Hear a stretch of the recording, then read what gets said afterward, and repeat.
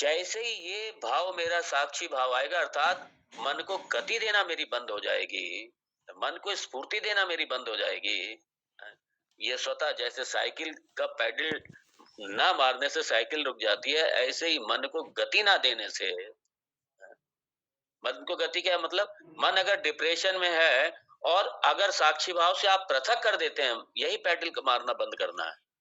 साक्षी भाव से रहते हुए पृथक कर देते हैं, ठीक है, ये मेरी समस्या नहीं है, ये ठीक है, समस्या है, लेकिन मेरी समस्या नहीं है, ये मन की समस्या है। तो अगर उस समय मेरा ये भाव बनता है, तो मैं स्वतः ही मुक्त हो जाता हूँ, मैं समस्या वाला होता ही नहीं। इसीलिए गुरुदेव हमारे कहते थे, you are the problem and you are the solution. अज्ञानी अहम इज द प्रॉब्लम, ज्ञानी अहम इज द सोल्यूशन। ज्ञानम इज सोल्यूशन, अज्ञानम इज समस्या, ज्ञान इज सोल्यूशन। और तो भगवान यहाँ पे ये अन्योन्य अध्यास, तो ये अन्योन्य अध्यास और इसका इस अध्यास की निवृत्ति कैसे की? आत्म अनात्म विवेक से, चित्त जड़ के विवेक से। और ये चित्त जड़ विवेक ही चल रहा है। तो ये आत्म अनात्म अध्यास, इसका समाधान यही है कि आत्मा को पृथक कीजिए, अनात्मा को पृथक कीजिए। जब दोनों को पृथक पृथक करेंगे तो अध्यास यहाँ पे समाप्त होगा आके।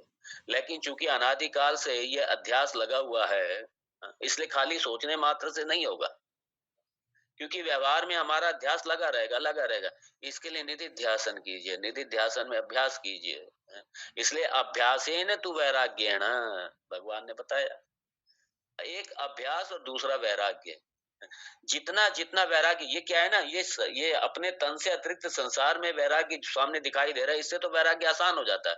लेकिन अपने तन से यहाँ तो वैराग्य की बात आ रही है ना, क्योंकि तन भी जगत का है। ये मेरा तन, ये मन, इन सबसे वैराग्य, इन सबसे विरक्ति, क्योंकि ये भी जगत के ही हैं सारे। इसमें ना तो अहम बुद्धि हो ना मम बुद्धि हो। इसलिए वैराग्येण तु कौन्तेय अभ्यास, अभ्यास योगेन, इसका अपने स्वरूप में रहने का बार बार अभ्यास कीजिए। और ये जो शरीर रूपी, देह रूपी, मन रूपी, बुद्धि रूपी, ये जो पंचकोश का जो मेरे ऊपर पिटारा पड़ा हुआ है, जो मेरी ड्रेस मैंने पहन रखी है, ये इन सारी ड्रेस से पृथक करने का ये वैराग्य, विरक्ति कीजिए, इसमें आसक्ति नहीं, विरक्ति कीजिए, विरक्त होइए इससे। और जितना अपने स्वरूप में रहने का अभ्यास करेंगे, उतना ही विरक्ति तीव्र होगी। हाँ, उतना ही विरक्ति तीव्र होगी। और इसके अलावा जो भी आपको समय में मिले, किसी तरीके से आप भगवत कार वृत्ति में किसी भी रूप में, पूजा के माध्यम से, ध्यान के माध्यम से, किसी के माध्यम से आप सहारा लीजिए। बार बार भगवत शरणागति को रहते हुए, भगवान के स्मरण करते हुए, अपने स्वरूप में रहते हुए बार बार इसका अभ्यास कीजिए। और ये जितना भी अनात्म प्रपंच है, जो मेरे अपने पंचकोश हैं, जिसमें मैंने अहम बुद्धि कर रखी है, मम बुद्धि कर रखी है, इनसे पृथक रहने का अभ्यास कीजिए। इसमें आसक्ति हटेगी तभी, मम बुद्धि अहम बुद्धि हटेगी तभी। तो वैराग्य मतलब अहम बुद्धि का इस देह में है, अहम बुद्धि का देह में अभाव, मम बुद्धि का अभाव इस देह से। जब ये होगा तो है, अहम अकर्ता, अहम अभोक्ता, ये मैं करता नहीं हूं, मैं भोगता नहीं हूं, तब ये बुद्धि जाकर के डेवलप हो। वरना क्या होगा, कर्ता भोक्ता प्रमाता, ये अहंकार, अपना अहंकार, ये इसमें देह में अहम बुद्धि आ गई, अहंकार आ गया, और अहंकार आएगा तो ममकार भी आएगा। तो इसलिए अभ्यास और वैराग्य से इस अहंकार और ममकार का क्या करें, इन अहंकार और ममकार का, इस अभ्यास और वैराग्य से इस अहंकार और ममकार का हम क्या करें, इनसे हटें, हम दूर हटें इनसे। ये देह अभिमान, देह अभिमान और ये अध्यास वशात प्रकाशते, इसलिए अध्यास को पृथक कीजिए। आत्मा अनात्म को पृथक करते हुए, जब आत्मा अनात्म पृथक होगा तो उसके बाद में क्या होगा? उसके बाद में हमारा ये अहम हटेगा, इस देह से अहम हटेगा, मम हटेगा, ये दोनों हटेंगे सारे। और अध्यास से ये अहंकार ममकार प्रकाशते, ये इसी से प्रकाशित होता है, इसी से दृढ़ होता है। तो ये 37वें श्लोक में अज्ञान की या माया की विक्षेप शक्ति का भगवान ने वर्णन किया, और आवरण शक्ति ये अगले श्लोक में 38 श्लोक में, ये आवरण शक्ति, ये आवरण शक्ति अज्ञान की, अज्ञान या माया, अज्ञान माया की विक्षेप शक्ति, आवरण शक्ति। और आवरण शक्ति को भगवान 38वें श्लोक में कहेंगे। तो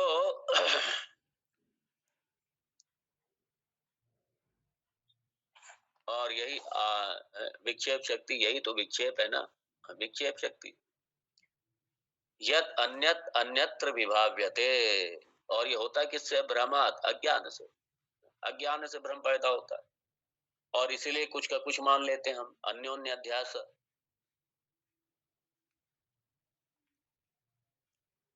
तो इसलिए जो जगत है, जो ब्रह्म चैतन्य है, सारा जगत, उस पे हमने क्या कर दिया? अध्यारोपित कर दिया सारे जगत को। सारा जगत उसी पे अध्यारोपित कर दिया। और तो इसलिए भगवान यहाँ पे अध्यास को प्रभाषित करके, फिर उसके बाद में भगवान ये आवरण शक्ति, अज्ञान की आवरण शक्ति, ये 38वें श्लोक में भगवान लेते हैं। आइए देखें 38वां श्लोक। विकल्प माया रहिते चिदात्मके अहंकार एष प्रथम प्रकल्पितः अध्यासेव आत्मनि सर्व कारणे निरामये ब्रह्मणि केवले परे। बहुत सुंदर श्लोक है ये सारा सॉलिड वेदांत है, बिल्कुल एकदम, कुछ है ही नहीं इसमें इसके अलावा। भगवान आप ये कह रहे हैं ये अहंकार कैसे आता है? यही अध्यास, अध्यास हुआ तो अहंकार आ गया। बड़ा ये सिस्टमेटिक है श्री राम गीता,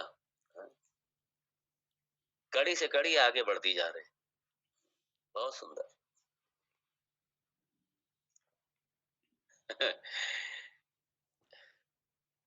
ये खास तौर से जो द्वैतवादी हैं, मतलब देखिए, द्वैत से ही शुरुआत होगी, अद्वैत में जाएंगे तो द्वैत के माध्यम से तो अद्वैत में जाएंगे। द्वैत नहीं है तो अद्वैत का भान कैसे होगा? कार्य से ही तो कारण की तरफ जाएंगे। लेकिन वो क्या है, वो वहां पर सिर्फ वहीं पे आके रुक जाते हैं द्वैतवादी। वो समझते हैं यही सत्य है, द्वैत सत्य है, मतलब वो ये समझता है।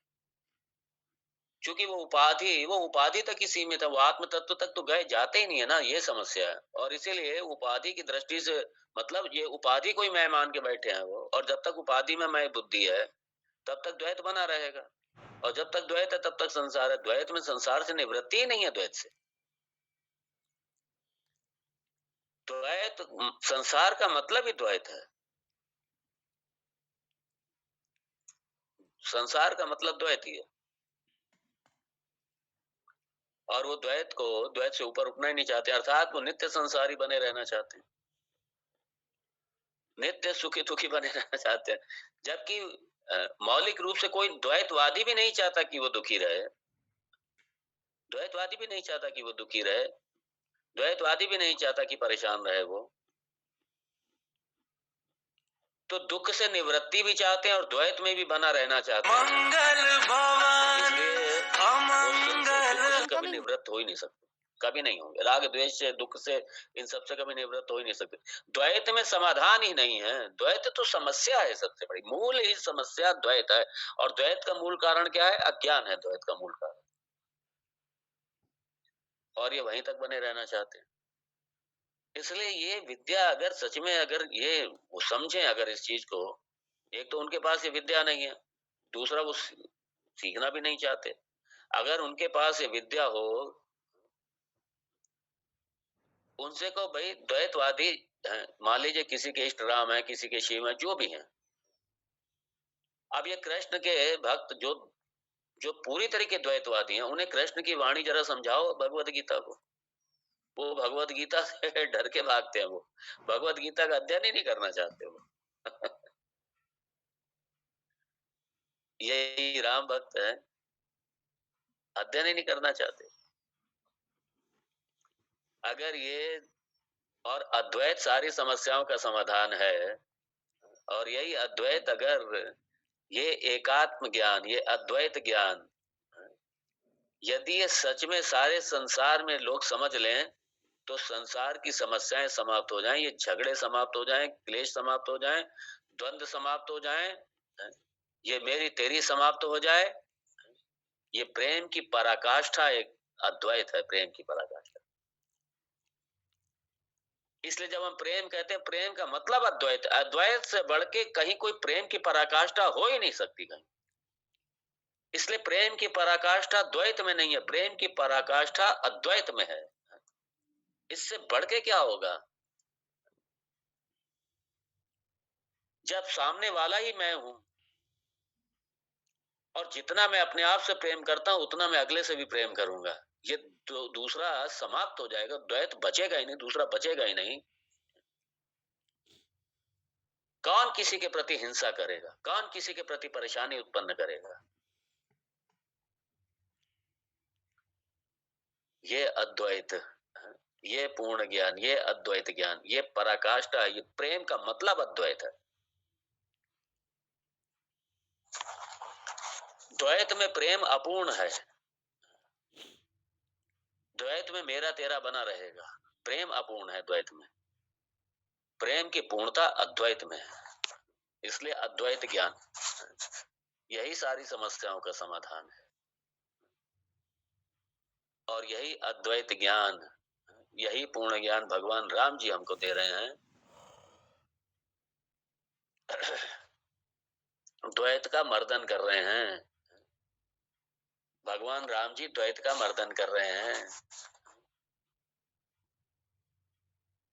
मूलतः भगवान यही कहना चाहते हैं, मूलतः लक्ष्मण जो मैं हूं ना वही तुम हो, और जो तुम हो वही मैं हूं।